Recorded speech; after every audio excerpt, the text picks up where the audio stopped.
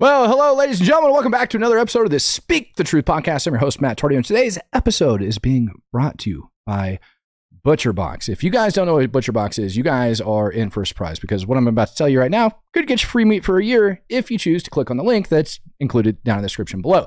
ButcherBox delivers over 100 premium protein choices straight to your door. Straight to your door. That's exactly where they're going. It's 100% grass-fed. You guys have beef, free-range or organic chicken, pork raised crate-free, and wild-caught seafood. For nearly a decade, ButcherBox has been the lead in the industry with meat and seafood that is antibiotic-free. That's freaking huge. If your guys' freezer looks like mine, and you guys go in there and you're trying to figure out what it is that I'm going to eat on a nightly basis, or maybe you go pull one or two things out and you try to throw together some type of concoction, well, guess what?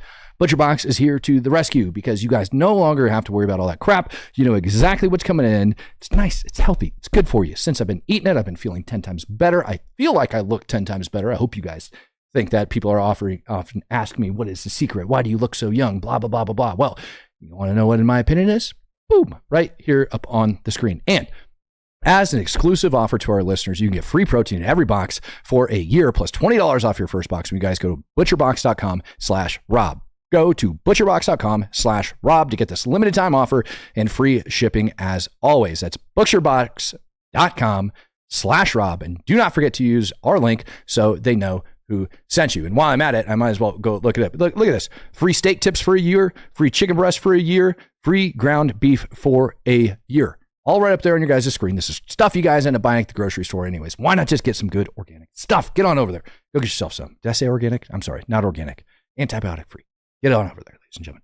All right, let's move on to the main story. First, I need to present to you guys this madness. If you guys are just tuning in for the second time because we had some streaming issues, well, bear with me because I got to show this madness. We need the badges of the pigs. We need the badges of the pigs. So to the Rahmans and the Mohammeds. To the Rahmans and the Mohammeds. To the Alis and the Abdullahs. To the Alis and the Abdullahs. To the Rafids. To the Rafids. To the Rafids. To the Rafids. To the pigs. To the pigs. Who can call themselves by the name of Islam. Who can call themselves by the name of Islam. To the Mohammeds. To the Mohammeds. Put some respect on that name. Put some respect on that name. Put some And just think about this being this law enforcement officer sitting there.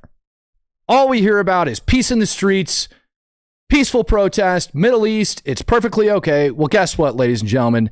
It's not. And you're about to see why.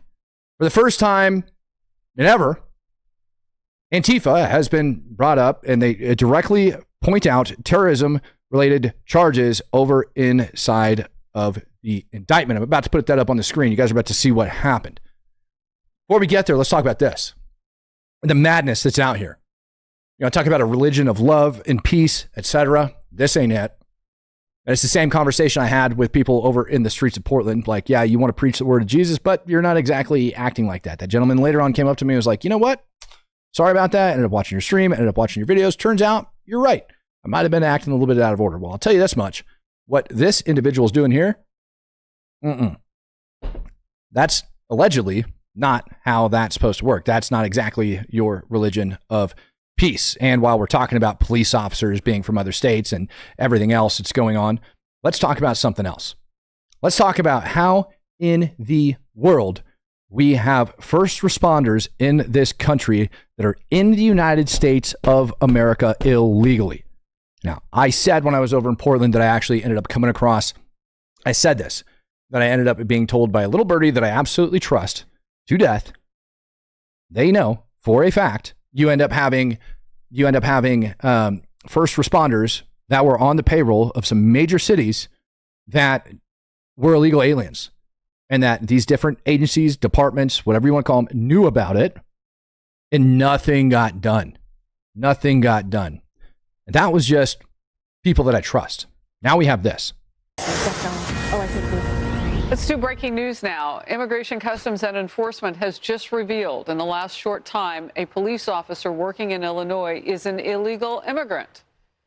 Radule Bajovic works for the Hanover Police Department. He graduated from the academy in August, but he has been living in the U.S. illegally for a decade after his tourist visa expired in 2015. as part of Operation Midway. So we wanted to bring you the very latest on that. Okay, so now I'm going to ask you guys a question. If this individual, right up here on the screen, ended up having a tourist visa that ended up expiring, why, oh, why, on God's green earth, why, oh, why did they have a job? I'm pretty sure you're like required to present a social security number if you are working legally here in the United States of America. It makes legitimately no sense to me how that actually happened. And if any of you guys can tell me why that happened, how that happened here, good question. But it also brings to mind some of the, how do I want to say this? Bias policing that I ended up seeing while I was out there.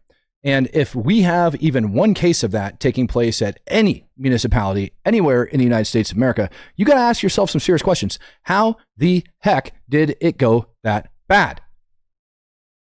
Here's your next thing.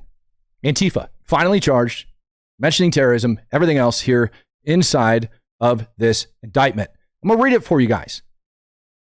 Late at night on the 4th of July, 2025, a North Texas Antifa cell of at least 11 operatives clad in black and donning masks, some of whom were wearing body armor and carrying firearms, attacked the Prairie Land Detention Center in Alvarado, Texas. The U.S. Department of Homeland Security was using Prairie Land to house illegal aliens awaiting deportation. Members of the Antifa cell began shooting fireworks towards the facility and vandalizing vehicles and a guard shed. Alarmed at the presence of people near the facility, late at night, DHS correctional officers inside the facility went outside to investigate. Other DH personnel called local police for assistance. Within minutes, an officer from the Alvarado Police Department arrived on scene, stepped out of his cruiser, and began issuing commands to a black-clad figure running towards another black-clad figure holding a rifle. One Antifa member, co-conspirator one, who goes by the name of Cameron Arnold, it's right up here at the top of the document, yelled, "Get the rifles." Seconds later, co-conspirator one opened fire on the officers, striking the Alvarado police officer in the neck area as the unarmed corrections officers ducked and ran for cover. The wounded officer fell to the ground but was able to return a few shots. Co-conspirator one continued to fire additional rounds until his rifle jammed. The attackers then left the scene. Police arrested most of the Antifa cells shortly after the attack, many near the scene of the attack, including Zachary Evitz. Police arrested Cameron Arnold the following day. Antifa cell goes in deeper. Antifa is a militant enterprise made up of networks of individuals and small groups primarily ascribing to a revolutionary, anarchist, or autonomous Marxist ideology which explicitly calls for the overthrow of the United States government, law enforcement authorities, and the system of law. Antifa adherents have espoused insurrection and advocate violence to affect the policy and conduct of the U.S. government by intimidation and coercion. Those words inside of that indictment are huge. Go look up the definition of terrorism. Using fear, intimidation, coercion, or control to push a political or ideological agenda. Now, why, oh, why would they be instilling fear to push a political agenda if they're not considered domestic terrorists? Beginning in 2025, Antifa adherents have increasingly targeted agents and facilities related to DHS and Immigration and Customs Enforcement in opposition to ICE deportation actions and the U.S. government policy on the removal of illegal aliens. Imagine that. You want to talk about how else they're cracking down? Here we go. This lady right here that you can see has been identified and charged federally with a felony from her actions outside of the Portland ICE facility, where she decided it'd be a good idea to bite a federal officer. Department of Justice, United States Attorney's Office, District of Oregon, for immediate release. Portland woman made her first appearance in federal court today after assaulting a federal officer near a U.S. Immigration and Customs Enforcement office in South Portland. Oriana Corral, 38, has been charged by criminal complaint with felony offenses of assaulting a federal officer. Ding, ding, ding. Is she pregnant now? I have no idea.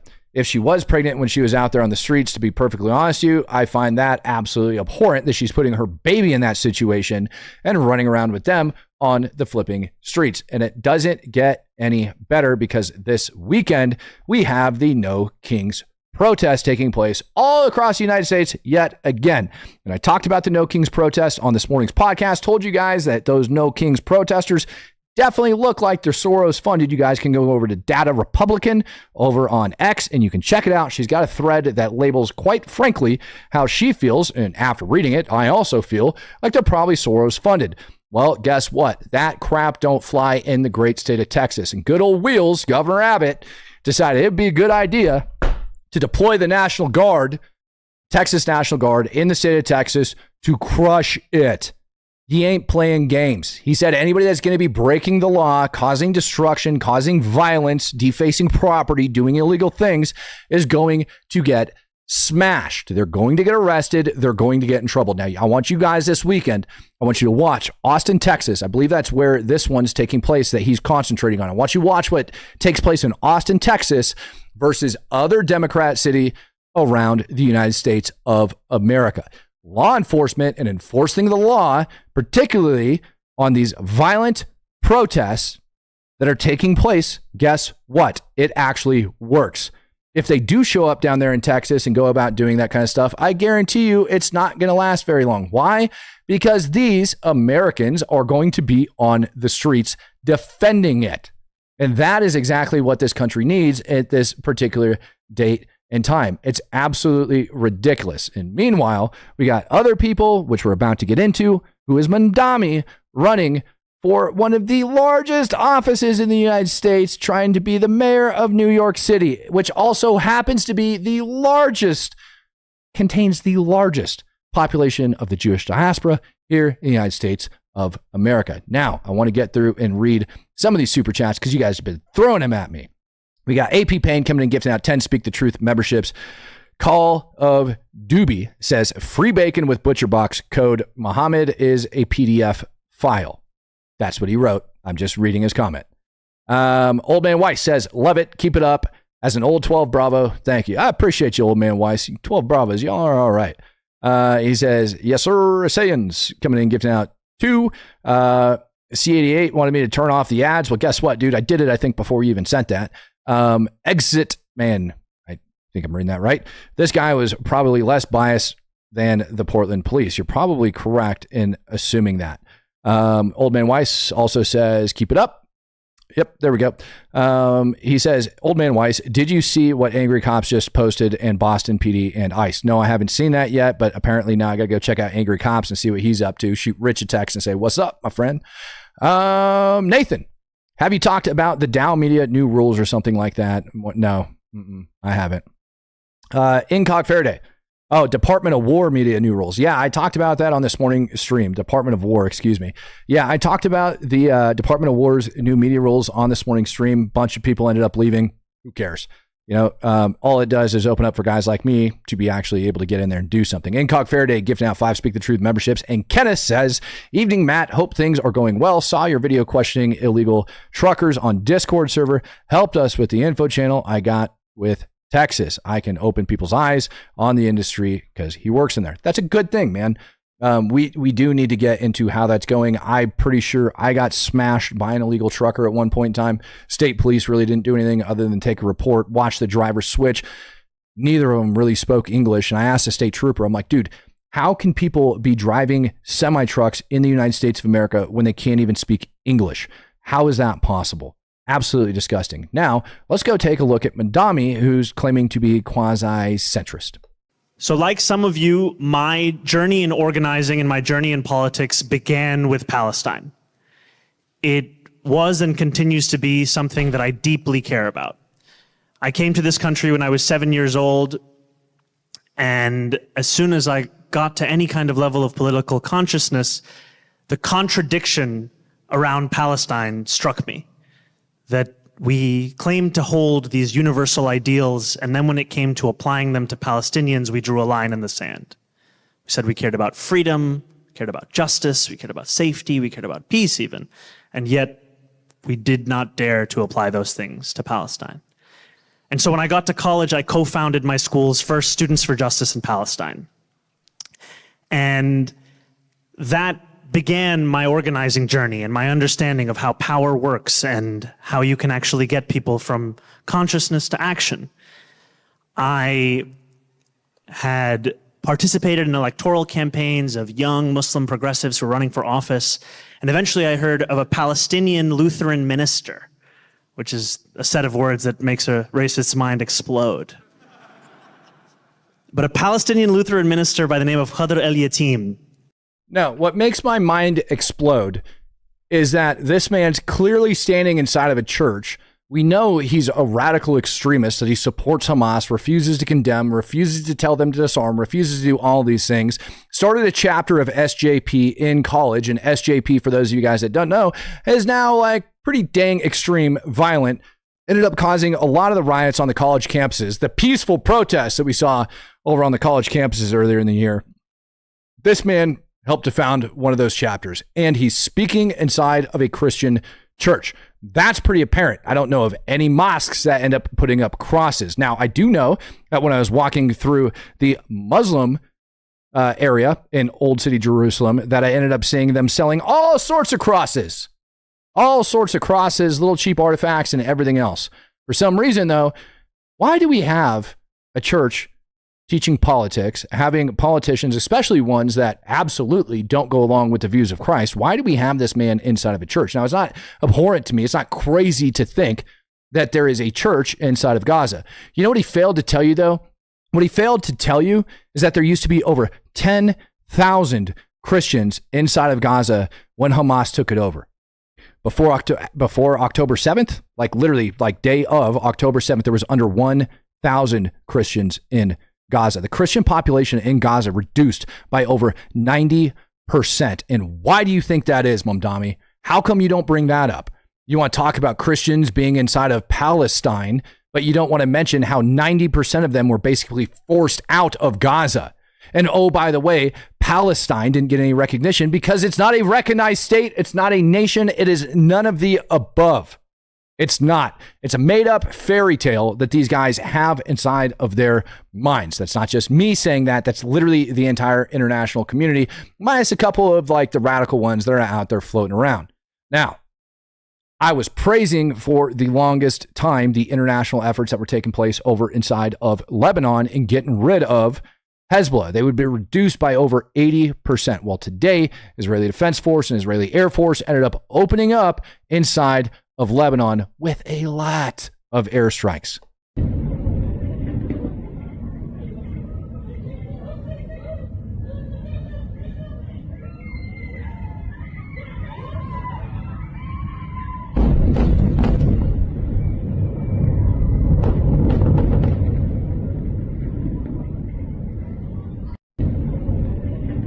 Now, I love people screaming free Palestine in the chat. You guys are welcome to hang around. You scream your free Palestine, and maybe you'll actually learn something if you stick around here long enough. You see where these bombs are dropping inside southern Lebanon?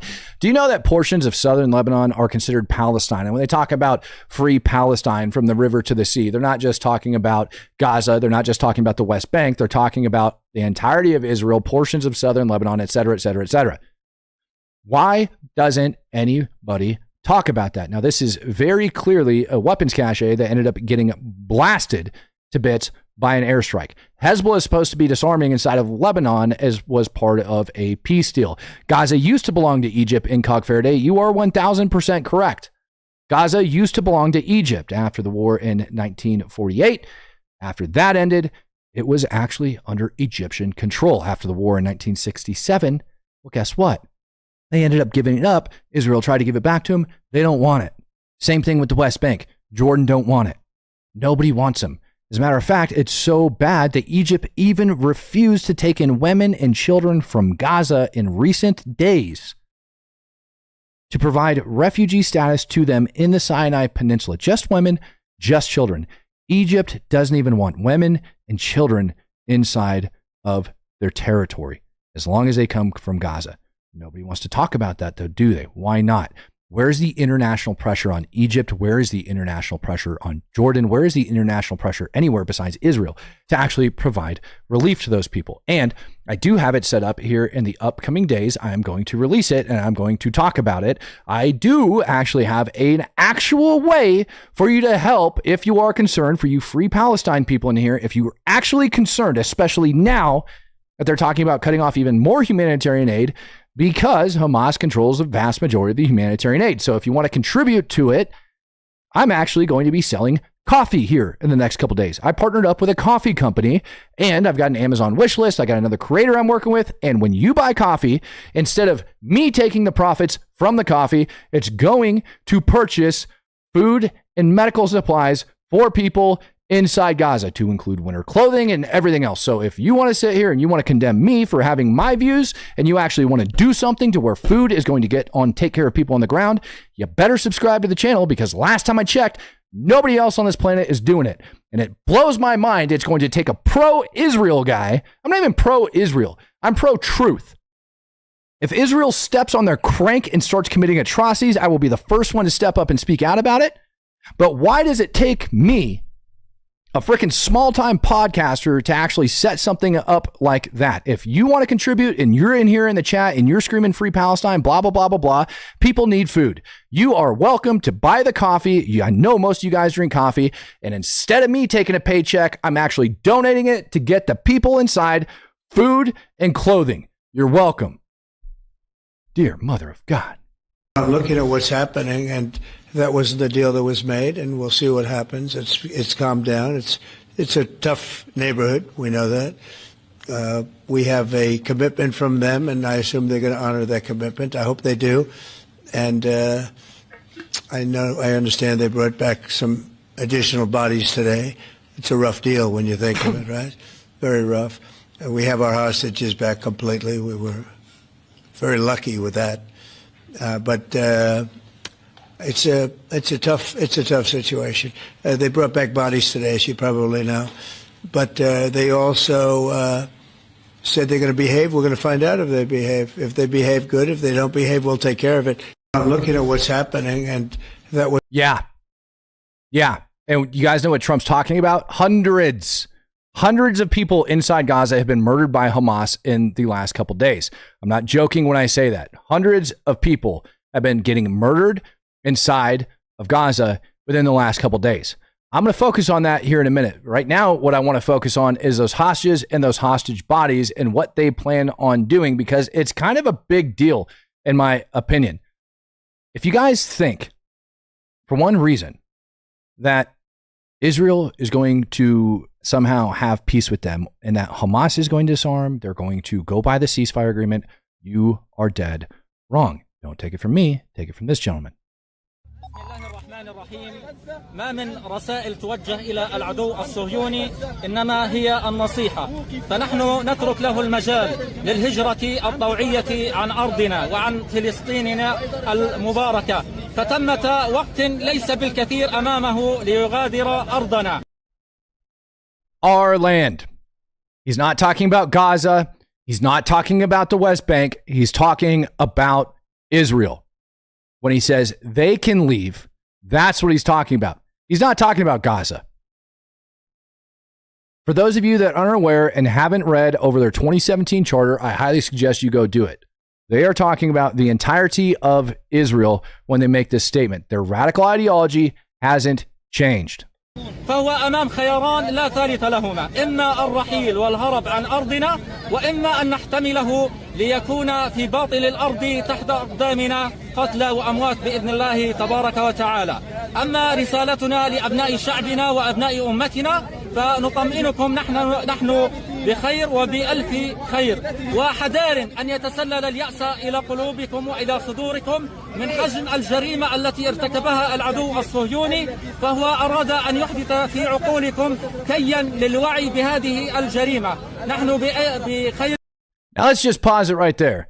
Pretty sure perched up on the collar of his keffiyeh is a DJI mic. For any of you guys that are sitting back trying to scream that this is old, this is not new, no, it is. And again, they're able to get things like that in there. They are beyond delusional. there will not be peace. There will not be peace because they don't want peace. They don't want to disarm.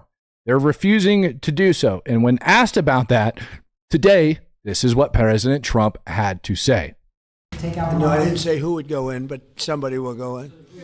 It's not going to be us. We won't have to. There are people very close, very nearby that will go in. They'll do the trick very easily, but under our auspices. Donald Trump is saying it's not just going to be Israel that goes back in there. People under our auspices. And he's not talking about Israel. There's a solid chance in the Gaza Peace Summit that he just held a couple days ago over inside of Egypt that one of the things they discussed, because everybody knows, I got a feeling that when he showed up there, there was a bunch of talks with like the different leaders from across the Middle East that kind of like looked at him and were like, you know, man, I don't think Hamas is actually going to give up like they pretend they're going to do. I think they're just doing another propaganda stunt. And because of that, they set things in motion. That if they don't, here's our backup plan, and they're going to go get after it. Kenneth says, Matt, get with Texas. I shot over my somewhat schedule on the Help Us with info on Discord, and we can plan something that would work. All right, man. Looking into it. Old Man Weiss, do you think spec ops are going in from the U.S. because of this? No, I do not think that U.S. Special Operations troops are going in because of it. If we had U.S. hostages alive that were on the ground, I might agree with that statement. But because they're not, and they're all out of there, allegedly. Now, if we have information that suggests that there is an alive U.S. hostage, which I'm unaware of any, then yeah, you might expect them to do it. President Trump has the unilateral authority to deploy U.S. Special Operations Forces to go take care of that in this particular situation. And it is constitutionally sound. You can question all you want. You can complain about it, but that's just the way it works. And think about it. If you were, for some reason, a hostage in another country, you wouldn't want to sit around and wait for legislation to get passed or anything else. You would want the president to make that decision and spend in those amazing men of our U.S. armed forces. Now, why do you think that they have such an ingrained ideology? Well, here's a video from 9 years ago, straight out of Gaza. This is a terror camp ran by the Palestinian Islamic Jihad. ברוכים הבאים למסיבת הסיום של ילדי גן טיפוסי בעזה שנערכה בשכונת זייתון בסוף השבוע בחסות הג'יהאד האסלאמי. המופע האומנותי המושקע, על כך אין חולק, היה בגדר חיקוי אחד לאחד של דרך הטרור הפלסטיני נגד ישראל עד לפרטים הקטנים ביותר. اليوم نغزوهم ولا يغزوننا اليوم يملأنا الملثم قوله. לבושים במדים של הג'יהאד האסלאמי ואוחזים ברובי צעצוע, הציגו הילדים שלב אחרי שלב פלישה לבסיס. Again, I call it a terror camp. They call it kindergarten class. Does this look like kindergarten to any of you? Anybody at all watching this, does this look like kindergarten? This is what they're calling kindergarten. There's a mock mortar tube on stage. They're running around. They're going to go over taking hostages, killing people, etc., etc., etc. Kindergarten in Gaza. של צה"ל. תחילה מפקד החוליה יורה והורג את החייל הישראלי. לאחר מכן הוא מסמן לחבריו להצטרף, ואז פורצים כולם דרך השער. בשלב הבא נלקח חייל ישראלי אחר בשבי לכאורה, והפעולה מסתיימת בהצלחה. הילדים הציגו גם ירי מרגמות, כולל אפקטים קוליים ברקע, ולבסוף, כיצד מטמינים מטען מתחת לטנק ישראלי. מלבד ההיבטים הצבאיים, מסיבת הסיום הזאת כללה אלמנטים נוספים הלקוחים כולם מתרבות הטרור של עזה. הווה אומר, ילד בתפקיד האימאם בדרשת יום השישי במסגד, ואפילו חיקוי של דובר הזרוע הצבאית של הג'יהאד האסלאמי, אבו חמזה, במסיבת עיתונאים.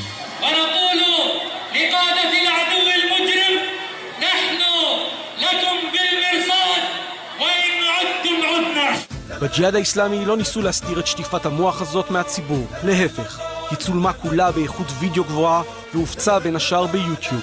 בכירי הארגון, לא תאמינו, אפילו טוענים שהמטרה במופע הנוראי הזה הייתה דווקא להפיץ מסר של שלום ואהבה.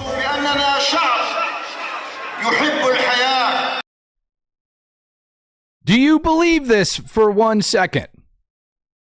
That this generational brainwashing, what they call a kindergarten graduation, is somehow going to amount to peace? Do you really?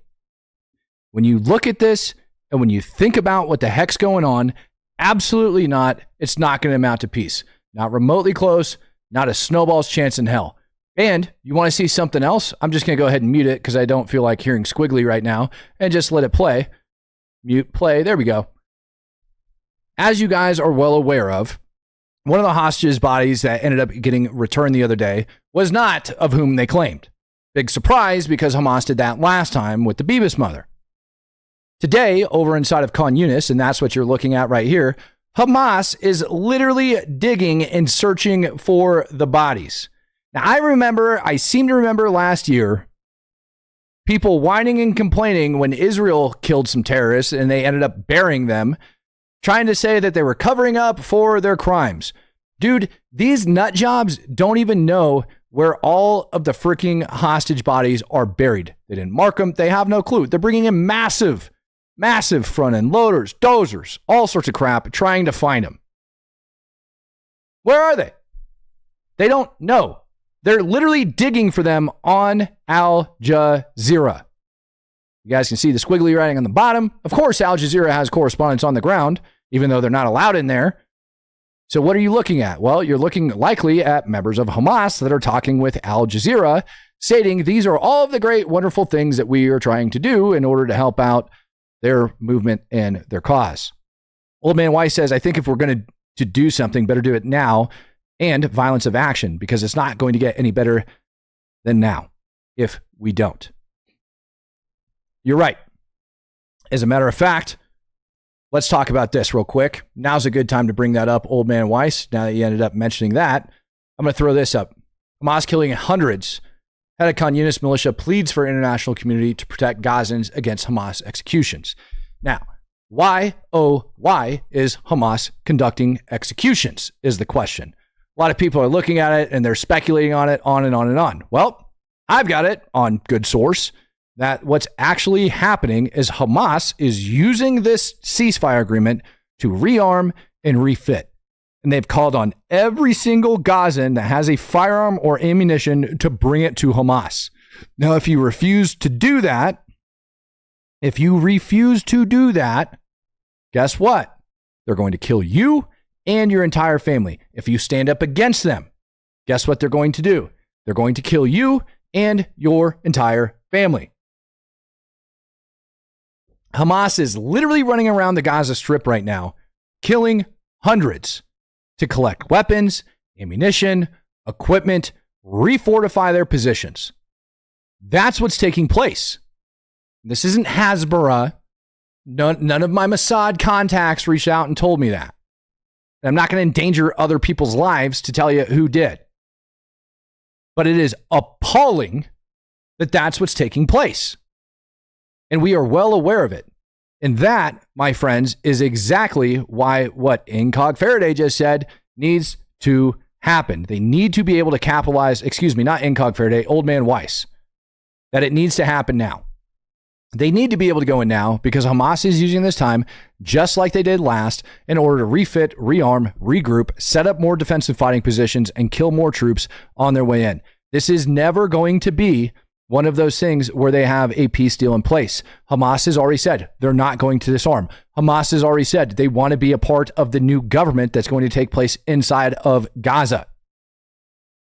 And they're not going to disarm. They're not going to quit fighting until that's done. So, with Hamas going around killing all of their own people, and you have militias that are on the ground trying to take care of it, and you know they're publicly executing these people for fear,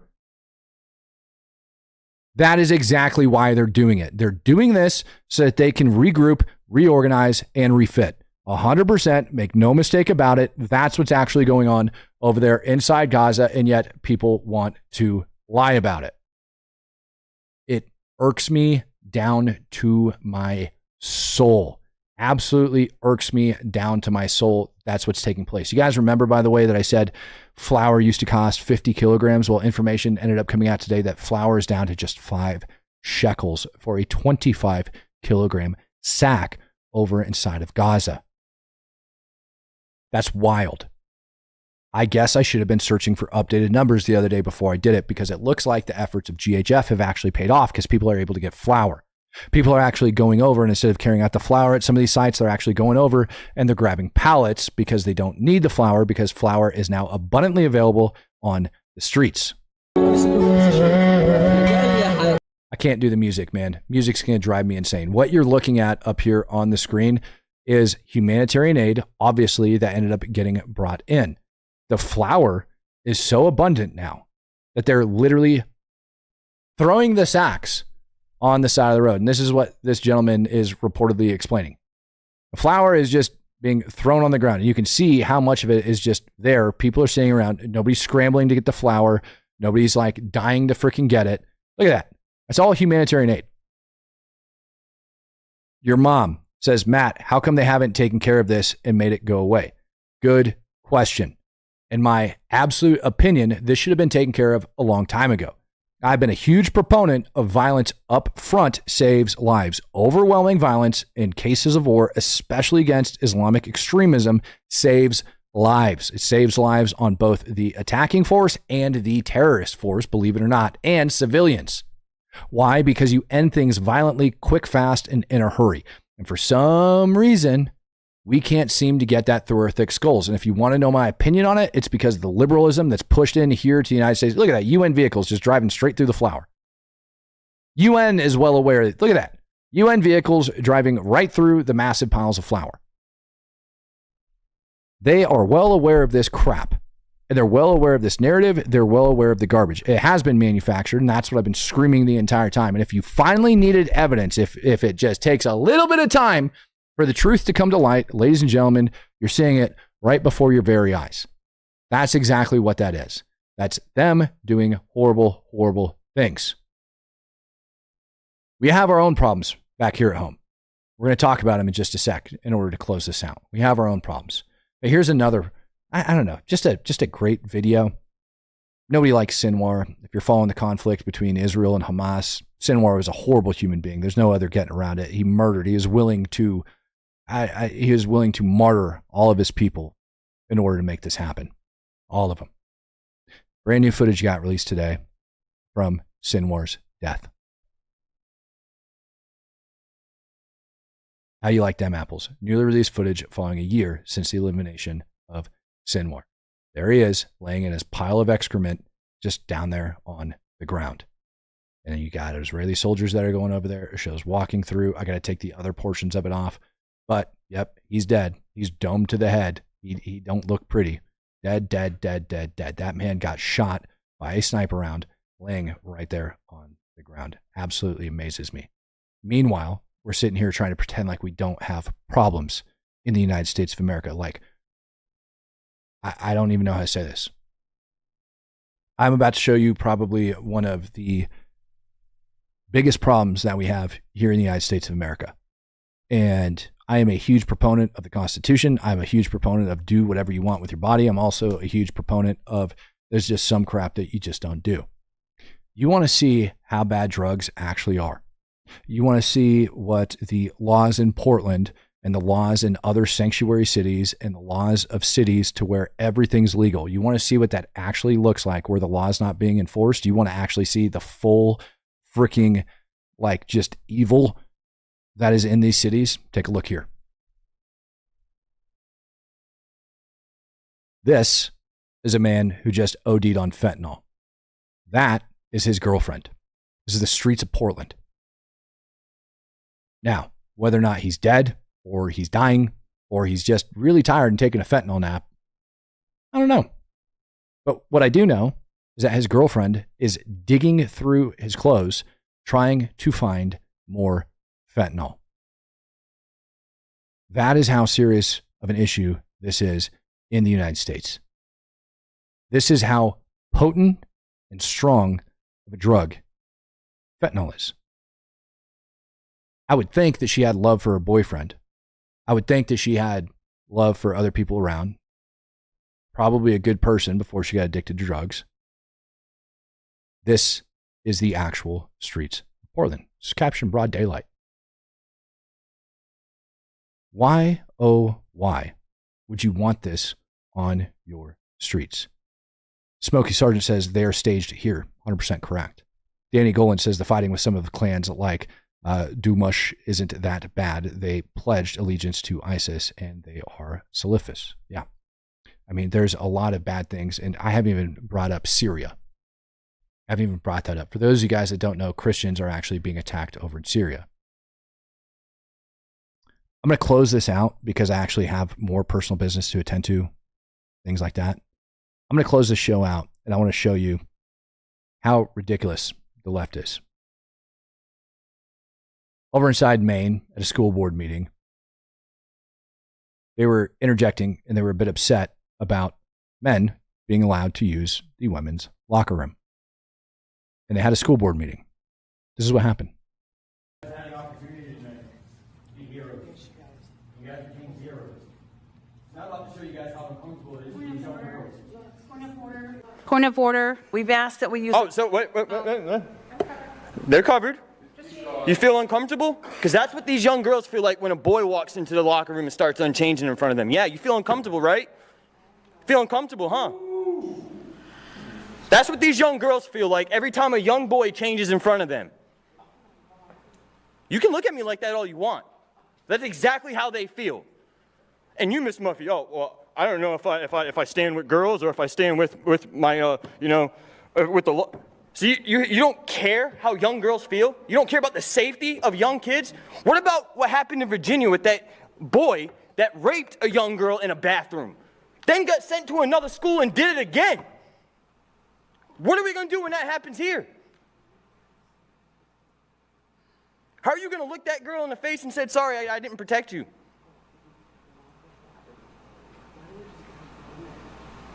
This is Maine's capital. We should be setting an example for the rest of the state.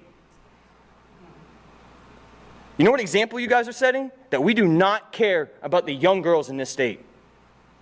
You guys care about politics. Oh, we can't change it because it's not law. It got changed by an executive order by Biden.